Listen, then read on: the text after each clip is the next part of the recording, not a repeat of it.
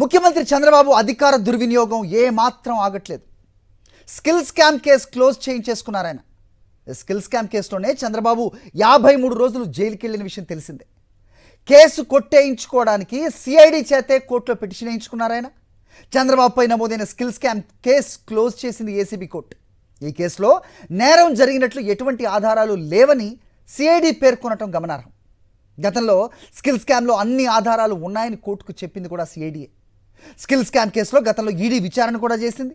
ఈ కేసులో పలువురు ఆస్తులు కూడా జప్తు చేశారు. ఇంత తీవ్రమైన కేసులో ఆధారాలు లేవని సిఐడి చెప్పడం విచిత్రంగా ఉందంటూ న్యాయ నిపుణులు సైతం విస్మయం వ్యక్తం చేస్తున్నారు. ఈ కేసులో మొత్తం 35 మందిపై సిఐడి కేసు క్లోజ్ చేసింది.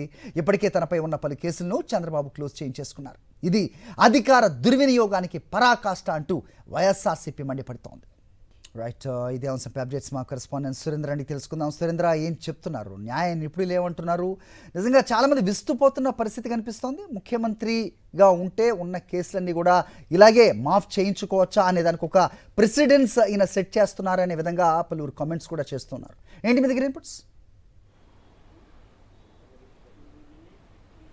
హరి, తన మీద నమోదైన కేసులన్నింటినీ క్లోజ్ చేసుకోవడంలో తన స్కిల్ను చంద్రబాబు ఉపయోగిస్తున్నాడంటూ న్యాయ నిపుణులైతే అభిప్రాయపడుతున్న పరిస్థితి కనిపిస్తుంది. గత ప్రభుత్వంలో అంటే 2014 నుంచి 19 వరకు చంద్రబాబు అధికారులు ఉండగా అనేక కుంభకోణాలకి తెరదీశారు. దీనికి సంబంధించి 2023-22 సందర్భంలో ఆయన మీద కేసులు కూడా నమోదయ్యాయి.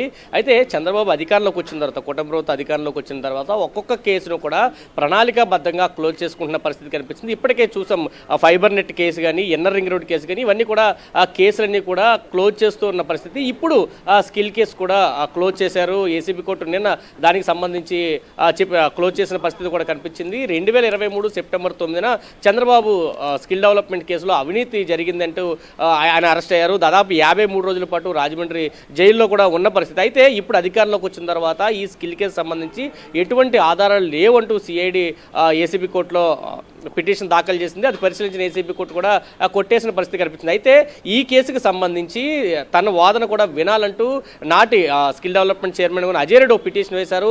ఆ పిటిషన్ కూడా తిరస్కరించిన పరిస్థితి అయితే కనిపిస్తుంది. వరుసగా చంద్రబాబు మీద ఏవైతే కేసులు నమోదయ్యాయో అన్ని కేసులు కూడా ఒక్కొక్కటిగా క్లోజ్ చేస్తున్న పరిస్థితి కనిపిస్తుంది. అసలు క్లోజింగ్కి సంబంధించి రిపోర్ట్ కూడా ఇవ్వాలంటూ కూడా కొంతమంది పిటిషన్లు వేసిన ఆ పిటిషన్స్కి సంబంధించి ఇవ్వడానికి క్లోజింగ్ రిపోర్ట్ ఇవ్వడానికి కూడా సాధ్యం కాదంటూ ఏసీబీ ఆ పిటిషన్స్ కూడా తిరస్కరించడం మీద అనేక అనుమానాలు అయితే వ్యక్తం చేస్తున్నారు. అనేక మంది హైకోర్టులు కూడా ఆశ్రయిస్తున్న పరిస్థితి కనిపించింది. ఇప్పటికే ఫైబర్ నెట్ కేసుకు సంబంధించి జడా శ్రావణ్ కుమార్ హైకోర్టులో పిటిషన్ దాఖలు చేశారు.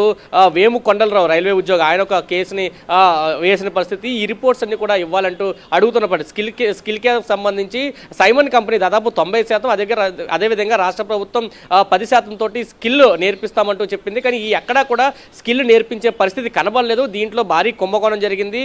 రాష్ట్ర ప్రభుత్వం 371 కోట్ల రూపాయలు దోచిపెట్టిందంటూ ఆరోపిస్తూ ఆ రోజు కేసు నమోదైన పరిస్థితి. దాన్ని కూడా ఈ రోజు చంద్రబాబు క్లోజ్ చేసుకున్న పరిస్థితి ఆంధ్రప్రదేశ్లో కనిపిస్తుందని చెప్పాలి. హరి, రైట్ సురేంద్ర.